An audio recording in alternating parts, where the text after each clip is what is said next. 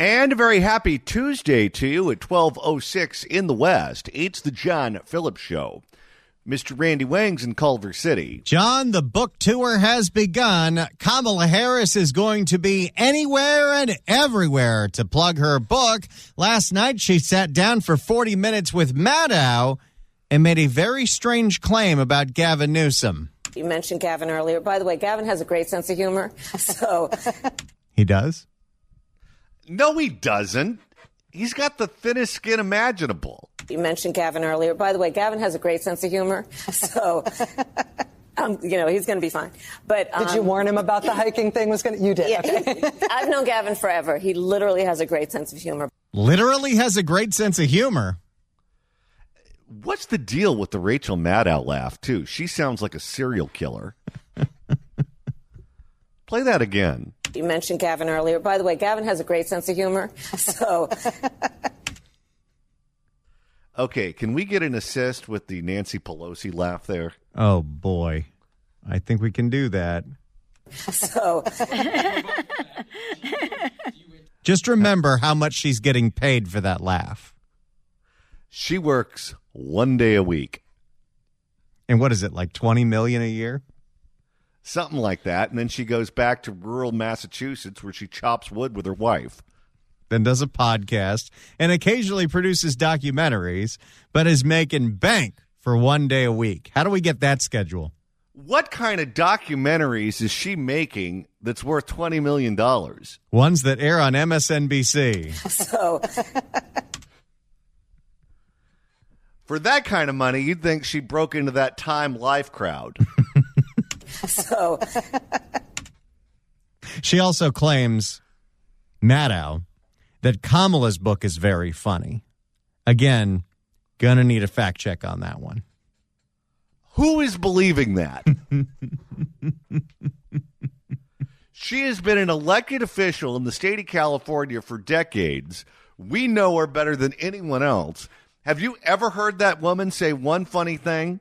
So, I mean, Barbara Ferrer is unintentionally funny. Next slide. But she's the only one I can think of who makes me laugh over here. Well, maybe Kamala is going to want to brush up on her funny skills, and maybe she'll do a set at Ha-Ha's in North Hollywood. Well, I can tell you this. If you had a hard time buying insurance before, just wait until you try to buy it after Kamala Harris lit everyone and everything on fire. So, you know what's funny about these books is that, and I've talked to many people who have negotiated contracts with publishers before writing books. And this is how those negotiations go. Okay, you're going to write a book as a famous person that's an autobiography. Who have you had sex with that's famous? Okay, make a list. Are you willing to dish on every single one of them? Because if you're willing to talk about the size of the manhood of person X, we'll give you this amount. If you're willing to talk about the kinks of person Z, this is what we'll give you. And they just go down the list. Okay, now that we've gone through the sex list, let's go through the family. Which parent do you hate the most? Okay, if you're willing to say that they molested you, then you'll get this amount. If you're willing to say they beat you, then you get a lesser amount, but still pretty good. If you're only willing to say they neglected you and they weren't a good parent, that's not quite the payday that you're looking for. Okay, now let's move on to coworkers. Which one would you like to push into the middle of the ocean? Let's start there. And that's how they do it. The more drama that they can put in the book, the more it's worth. And if you just dish the entire time you're writing the book, then you ring the cash register, because that's what people are interested in.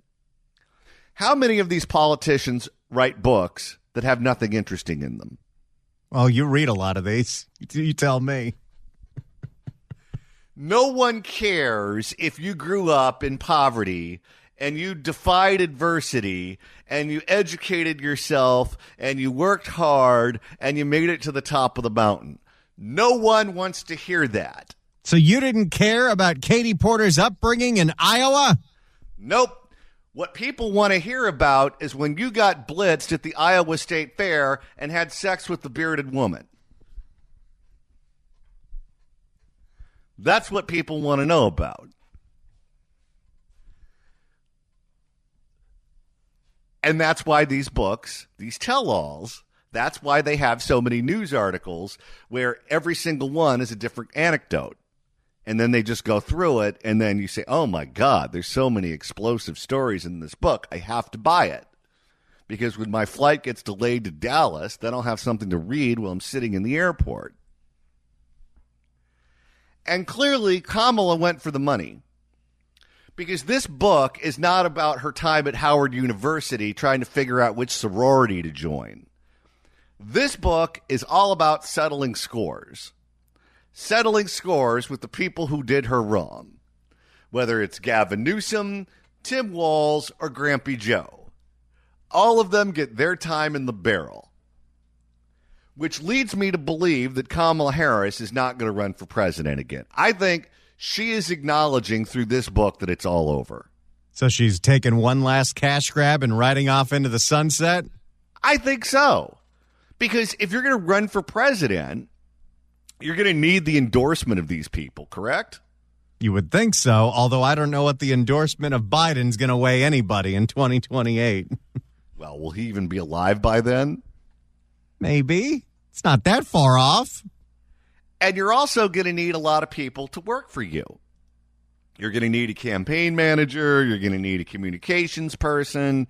You're going to need consultants. And if you threw every single one of them who worked for your last campaign underneath the electric bus, who's going to want to work for you? And you notice, by the way, that her approval numbers are sinking like a stone. You would think that as there's a little bit of separation between the election and now, that people would give her a second look. Well, people are giving her a second look, and they're saying to themselves, we didn't hate her enough before. So she goes on Maddow last night, and then today she's on with the cackling hens of The View. Are y'all ready for the Cluck Fest? Let's hear it. Former Vice President Kamala Harris is taking you inside her last-minute presidential campaign in the new memoir, 107 Days. By the way, have you ever noticed she sounds like a man with emphysema? The whoopster? Yes. That's a deep voice for a woman. And we're honored that she's back for the first time since the election. Please welcome Kamala Harris. Okay, we're going to skip the... She's a smoker, right? I think she used to be. We're going to skip the 56 seconds of applause and get right into this thing. Well, you know, a lot of people are coming up to me crying, actually. Crying, yeah. I would be crying. Yeah, but that was just me. Oh, boy. Comedy legend right there. That's true. Well, it's... Hi, guys. Hey. Hi. You know, Hi. this is just wild to have you here today. Yeah. It's just wonderful to see you. It's good to be with you guys. Thank Good. you. Because Thank it's you. been almost... Is it really good to be there when so many people blame the last time she was on there for the death blow to her campaign? It was a question from Sonny Hostin, and my God, was it a beautiful thing. Because Thank it's you. been almost a year since the election. Yes. We're going to get into everything that's been going on since. You look good. Thank you. That's very kind. Oh, boy. This is so painful. Can you imagine how painful it must be to be in that room when this is going on? How are you? I am well. Thank you for asking. I am well. I feel very... Someone had a long vacation. Not long enough. I am well. Thank you for asking. I am well. I feel very blessed. My family is well. And, you know, in spite of everything that's happening in the world, I don't have any complaints. Oh, that's good, yeah. You know? Well, let me... This is already awkward. Everything she does is how's the family? What's going on with your family? Well, we've got the husband, and then we've got the stepdaughter. She's the one where every time you see a picture of her in a magazine, in a newspaper, online, you think to yourself, okay, this is going to be the next one with purple hair on the grassy knoll. Well, let me take you back a little bit. There seemed to be so much momentum after President Biden stepped aside. There was a renewed sense of hope for Democrats, honestly, for everyone. It felt like there was this great option. Money was pouring in to the tune of $1 billion. There were huge crowds. We were, to use the phrase the kids say, all a little delulu. There were huge crowds at your events. And then election night came. Yeah. And it was 2016 all over again. And there's even a picture in the book that shows you and your husband when it appeared things weren't going quite the way maybe many of us had thought. What was going through your mind? Okay, stop the tape here for a second, because I read the books about that election. I read the Jake Tapper one, and I read the fight one. And both of them tell the same story, which is at no point in time did her own internal numbers say she was going to win the election. At no point in time did Joe Biden's internal numbers say he was going to win the election. They were always going to lose. The only question was by how much. The fact that she was surprised at the outcome of this election tells you what kind of bubble this woman was living in. Either they were overtly lying to her, or they withheld bad information so she didn't know what reality was, or maybe she just assumed that they were liars and that the numbers that they were giving her weren't true. It doesn't matter which scenario you buy into, none of them are a good look. As the results came in. So that chapter in the book was probably one of the most difficult things that I had to reflect on and write about. In fact, Doug and I, my husband, it wasn't until I was writing that chapter that we had ever talked about election night. Joy, there's a cough button, I'm sure. She's like 80, isn't she? She doesn't care. That we had ever talked about election night. Oh. We had never talked about election night. It felt traumatic? It was that traumatic. We had never talked about election night. So I'm writing it and I'm thinking about it. And, you know, and there were a number of people who I could kind of like, what was your, you know, like the different perspectives of a moment. And that's when Doug told me that he had been out campaigning with my brother-in-law in Pennsylvania, and we met back up in D.C. And I remember him being a little out of sorts, but there was so much happening.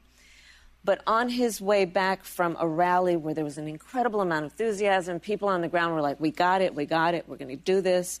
It was the greatest campaign that failed. That never had a chance at succeeding.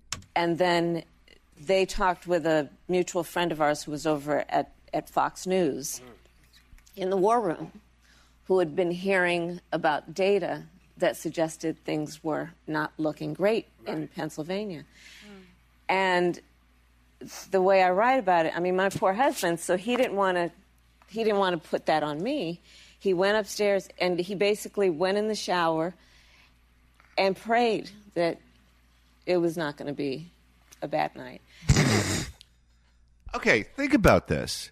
Everyone around her, including her own husband, was withholding truthful information that would give her an idea that the campaign wasn't going well. They all lied to her. And it was, you know, my family was there. Everybody was there. I've always on election night done family and friends and dinner. But that night, I grieved in a way that I have not since my mother died. Wow. Mm-hmm. And it was not at all about losing a race. Who did she scream at first, you think? Oh, whoever was in the room. I knew what it was going to mean for the country. I was going to say for the family. And that's how I felt, for the country. We all agreed. I knew what it was going to mean. Yeah. But I knew. Uh-huh. Yeah. There's actually something we can all learn from here. understand we all have our own blind spots and try to be aware of it as much as possible, because that's the only way that you can truly live in reality. She had no clue that the truth was being withheld from her by everyone around her. And what's interesting is it's not something that's unique to her. This is something that politicians in particular deal with on a regular basis. And for those of you who are students of political science or world politics or history, there's a video that's available on YouTube that you should check out at some point. It is a video of a guy, and I'm sure I'm going to butcher the name here, so cut me some slack. I think the name is pronounced Ceausescu. He was the dictator of Romania. That is correct. Is that correct? I only know that because it was referenced on Seinfeld once. Okay. So the dictator of Romania was of the belief that he was very, very, very popular in Romania. And he had people around him who told him he was on a regular basis, and he controlled the news media, and he controlled all of the bells and whistles in that country. And he would have these rallies at these stadiums, and he would make sure that there were people who worked for him in as many rows as they needed to fill, so that's what he saw. And then you filled the rest of the stadium with extras. And there was a moment when that country turned on him, and the boos started coming from the cheap seats, and they started rolling all the way into the expensive seats. And you can see in real time the look on his face where he becomes aware that the people around him lied to him, that he is not super popular, that the public in Romania hated him, and that guy was dead like 2 weeks later. They got to him, and off with the head, and the same with the wife. And I think for Kamala Harris, election night was that evening in the stadium for her, where she was traveling around the country and of the belief that everything was going fine, and then all of a sudden these states start coming in and the results aren't what they were expecting, and it's like seeing the boos coming from the cheap seats. If you'd like to email the show, you can do so at johnnydon'tlikeshow@gmail.com. That's johnnydon'tlikeshow@gmail.com. And we got a lot of email from yesterday's segment with Larry Sand, who took calls for an entire hour on the subject of public education. If you missed that and you want to find out what you missed out on, Randy, that's easy to do. All you got to do is search for The John Phillips Show wherever you get your podcasts, whether it's the Apple Podcasts app, iHeart, Spotify. Search for The John Phillips Show. Hit subscribe. You can download all the episodes. We do this plug 3 times a day, and I've been doing it every day for like 2 years. So I've probably done this plug 600 times. On the 601st time, you're going to download that podcast. And on Friday, we're going to be in the San Fernando Valley. Yes, we are. We are going back to the Universal Hilton to help out the Union Rescue Mission. Every September, the Union Rescue Mission goes over the edge for a cause. It's happening at the Universal City Hilton on September 26th and 27th. That's this Friday and Saturday, as people that want to support URM's work with the homeless, raising dollars will be matched up to $500,000, and you can sign up to rappel down a 25-story building. I did it last year. Go for it. You can donate to double your impact, share with your network. If you want to help out, you want to be a part of this big event, go to urm.org/OTE, and we'll be down there doing a live broadcast. All right, let's go back to former Vice President Kamala Harris on The View. One of the cackling hens, I don't know any of their names, asks, why does she think she lost? Ultimately, if you have to pin it down to one thing, what was the primary reason, do you think, that you lost? There are many factors, I think, that played into the outcome of that election. But I think probably one of the biggest in my mind is we just didn't have enough time. Okay. In those books about the election, they address this topic. And they say had the election gone on longer, she would have lost by a wider amount. That every day that the election went on, her numbers got worse and worse and worse. It wasn't like they were bouncing up and she ran out of time.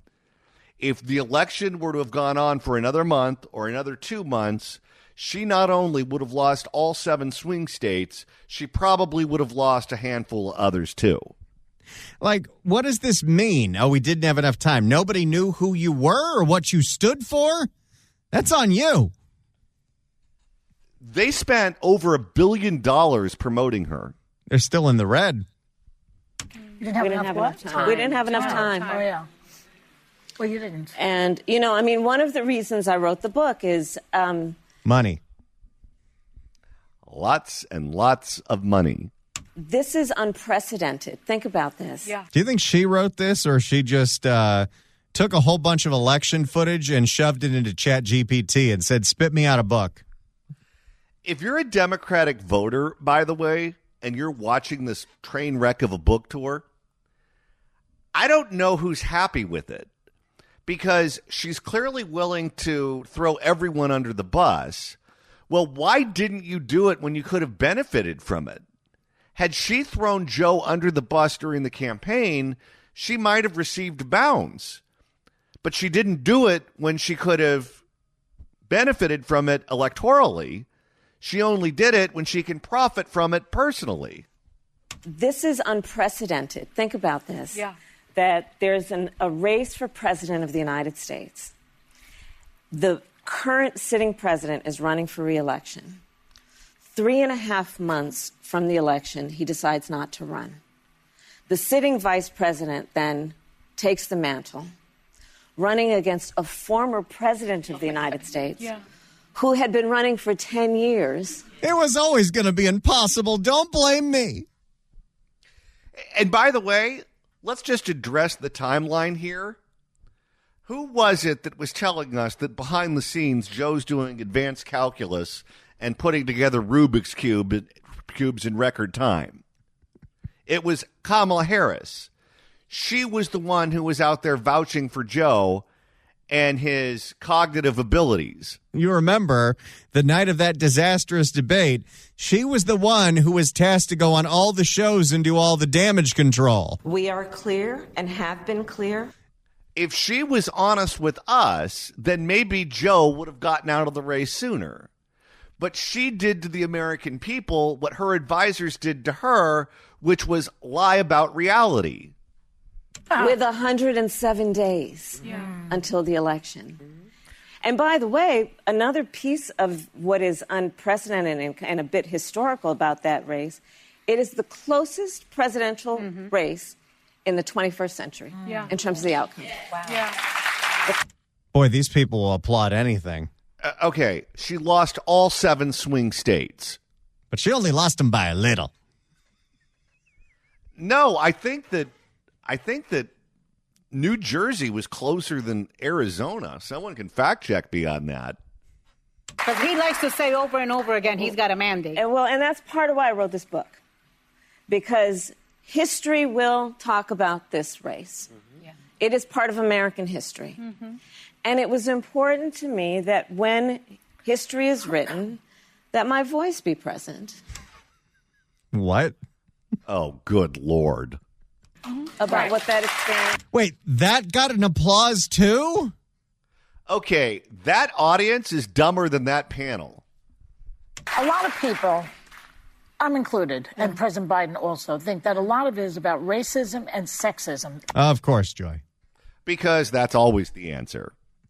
It has nothing to do with anything she said or didn't say, who she would criticize, what she actually stood for. It's because she was a black Asian woman. You know what they're trying to do? They're trying to give themselves cover. Because it was on that show when that question was asked, how are you different from Joe, when everything went to hell? And those are the reasons that you really lost, not because of the time thing. What do you say to that? Do you think this country will ever elect a woman president? In my lifetime, probably not. You said it, Joy, not me. And by the way, She was elected vice president as part of the ticket. I beg to differ. I believe that we will. And listen, you know this, and I've been honored to be on this show many times and talk with this esteemed group. You know she hates all of them. With the hot, hot hate of 1,000 suns. Even the whoopster. Every office I've held, I've been the first. Mm-hmm. Yeah. Usually the first woman, and then often the first woman and the first person of color. Mm-hmm. The only time actually I was the second when I was the second black woman ever elected to the United States Senate in its hundreds of years history. And then you ditched that job 2 years later. Let's just review here for a second. So in 2008 and 2012, the country voted for a black man to be president. 2 different presidential elections. Then in 2016, or 2020, I guess I should say, the country voted for a ticket that included a black, Asian, female vice president. And then suddenly in 2024, when the economy went to hell and she couldn't answer basic questions, we became sexist and racist. She also apparently says in the book she originally wanted to pick Mayor Pete as her running mate, but she didn't think America could handle a black woman running with a gay. Oh, that's rich. That's rich. A woman who owes her job as vice president to identity politics. Had George Floyd not been killed, she would have not been the vice presidential nominee. It would have gone to Gretchen Whitmer or Amy Klobuchar or someone else. And then she gets the nomination through a fluke and says, I'm not picking the gay guy because he's gay, even though he's the most qualified. She didn't think America was ready. She might have made a mistake. So I'm not naive. Race and gender do play a factor. You know, you could almost sell a spot in that pause. Let's try it. Race and gender do Solar infrared grills. play a factor There we go. We just made some money. in some people's minds about how they vote. But my history tells me, because I have been the first in all of those, that people ultimately want to know that this is the best person to do the job, and that's their focus, and that's how I've always... Let's look at these 7 swing states, because, again, no one was spending money in North Dakota. No one was spending money in Vermont. 7 states decided the election. Let's start with Michigan. Female governor. Correct? Yes. Okay. Big Pennsylvania. Big Gretch. Pennsylvania. Jewish governor. Arizona. Female governor. Nevada. Lombardo. Is he Latino or is he Italian? I don't know. I have to look that one up. One of the two. I don't know.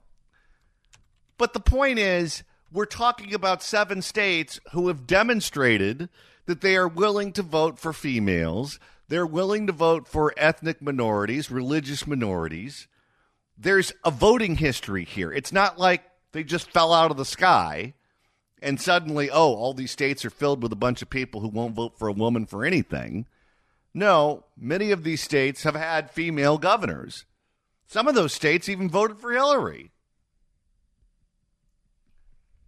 And that's their focus, and that's how I've always run. I've never run as a woman or as a person of color. But you and Hillary I have Clinton, run because I believe I'm the best to do the job.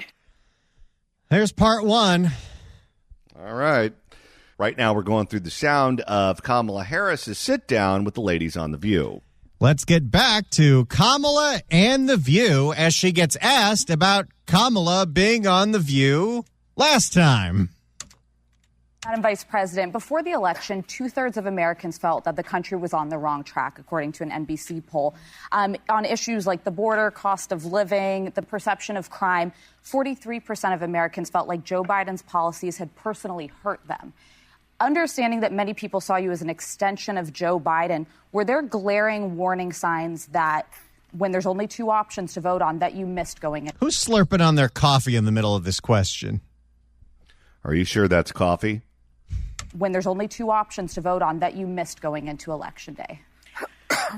You know, I write about it, as you all know, in the book, and I know that's probably the first chapter you read is my chapter on The View. But it really... Comedy genius. Boy, it doesn't take much to get a laugh out of that audience, does it? I don't think the audience laughed. I think just the ladies on stage did. Even more pathetic. But it really, the book is about a reflection. And that day in that interview, for me, really was symbolic of the issue. It did not create the issue, but it was symbolic of the issue, which is that I'm a loyal person. And I didn't fully appreciate how much people wanted to know there was a difference between me and President Biden. Really? She's a loyal person as she's writing a book and profiting from a book that throws everyone that supported her under the bus. Well, as contestants on Love Island will tell you, people who say they're loyal usually aren't loyal. No kidding. I thought it was obvious.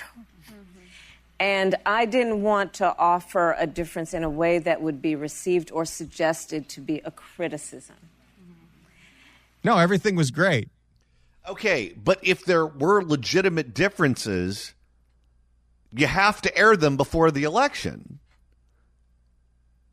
And you know, in the campaign, full time I was pointing out the differences. My theory of the case was we need to bring costs down. We're going to extend the child tax credit. We're going to have Medicare cover home health care for people, including people in the sandwich generation who are raising young children and taking care of their parents. Boy, even she's bored by her old campaign speech.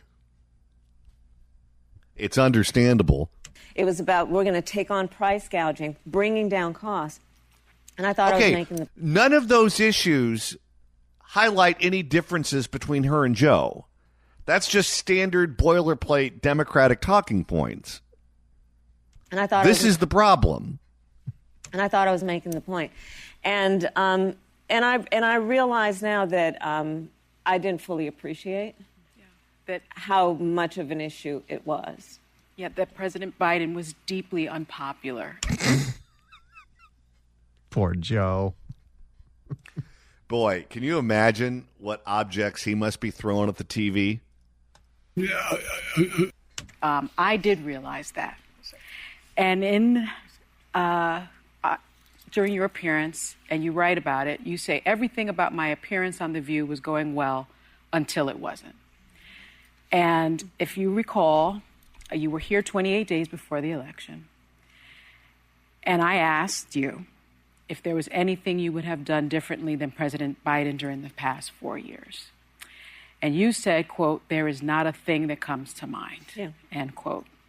You write you had no idea you just pulled the pin on a hand grenade. Okay, that's a good line. And boy, did it blow. In the moment, I knew. Mm-hmm. The Trump campaign weaponized your answer against you, my question. And some, including James Carville and Jake Tapper, point to that answer as a turning point in your candidacy. Do you think that moment tipped the election? No. Good, because Sonny doesn't want to take the blame. Oh, boy. Again, to refer back to the books, according to her own internal numbers, she was never going to win the election. That hurt her. It certainly didn't help, but she was going to lose the election before she went on The View. There was kind of a confessional happening here. No. Solve you? Exactly. No. There were many things. I mean, listen, I do believe one of the biggest deciders of the outcome of that election was that the American people were sick of things being so expensive. Yes. So what did you do about that? Not much. Yes. And wanted that the prices would come down. And that's where, this is part of why I wrote the book, which is let's remember in those 107 days what Donald Trump was talking about. Yeah. First of all, he said his number one priority and the number one thing he would do is bring down costs. Yeah. That's what he said. And I believe there are a lot of people who voted for him believing that that's what he would do. Fast forward to today. Yeah. Hello. Prices are higher. The cost of food is higher. Inflation is higher. Unemployment is higher. He lied. Yeah. He lied. Well, that's an easy applause line. There are certain promises he did keep, which is he was going to weaponize the Department of Justice and go after his political enemies, that he was going to silence critics against him, that he was going to fulfill whatever his fragile ego needed through the tool of our federal government. That he did. Whatever he needed to do to enrich himself, literally his pockets, not to mention his ego, he has done. And I think it's important. He still beat you. She is going to spend the rest of her life relitigating that campaign. And I think it's important as we move forward to realize that they did what they said they were going to do. I heard a story about a friend of mine was telling me about a Cuban American whose partner was being deported to Sudan, and that person was a big Trump supporter, and thought, well, why is this? This a friend of yours or a news story you read? I'll tell you, it's something to see.